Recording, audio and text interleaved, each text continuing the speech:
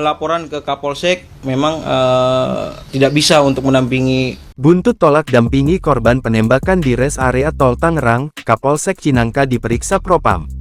Penembakan di res area Tol Tangerang Merak yang terjadi pada Kamis tanggal 2 Januari tahun 2025, menewaskan pemilik persewaan mobil Makmur Jaya Rental bernama Ilyas Abdurrahman, 48, dan melukai pegawainya, RM, 60.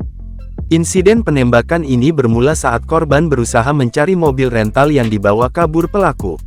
Anak korban, Agam Muhammad Nasruddin, mengaku timnya sempat diancam dan ditodong senjata api oleh pelaku saat mereka mencoba mengadang mobil di Pandeglang. Tim Makmur Jaya Rental kemudian pergi Polsek Cinangka untuk meminta bantuan pendampingan polisi dalam upaya pengejaran pelaku. Namun, menurut keterangan anak korban, permintaan tersebut ditolak polisi.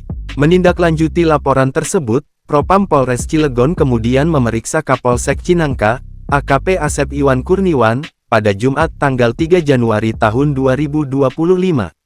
Ia, Kapolsek dan anggota Polsek Cinangka, lagi dilakukan klarifikasi dan pemeriksaan, ungkap Kapolres Cilegon, AKBP Kemas Indranata Negara, saat dikonfirmasi Kompas.com melalui pesan WhatsApp, Jumat tanggal 3 Januari tahun 2025.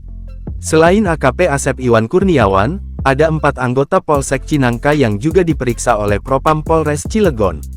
Sebelumnya, Kapolsek Cinangka Polres Cilegon AKP Asep Iwan Kurniawan membantah pihaknya menolak permintaan pendampingan kasus penembakan di res area KM 45 Tol Jakarta Merak.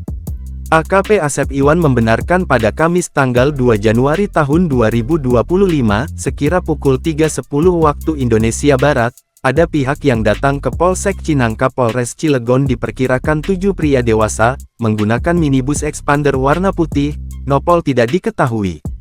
Mengaku dari leasing yang bersangkutan menyampaikan maksudnya datang ke Polsek Cinangka yakni meminta bantuan pendampingan untuk melakukan pengambilan atau penarikan mobil karena masalah leasing rental, kata Asep dalam keterangannya, Jumat tanggal 3 Januari tahun 2025.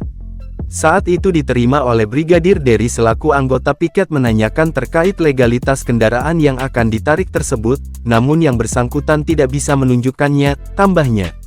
Selanjutnya Brigadir Dery menghubungi Kapolsek Cinangka AKP Asep Iwan via telepon untuk meminta petunjuk dan arahan pimpinan. Brigadir Dery pun menyarankan kepada orang tersebut, jika memang yang bersangkutan adalah pemilik kendaraan rental disarankan untuk membuat laporan secara resmi sebagai dasar pihak kepolisian. Hal itu lantaran mereka datang meminta bantuan pendampingan tidak dilengkapi dengan bukti surat apapun sebagai dasar penarikan mobil. Setelah diberi pemahaman yang bersangkutan langsung pergi ke arah Cilegon.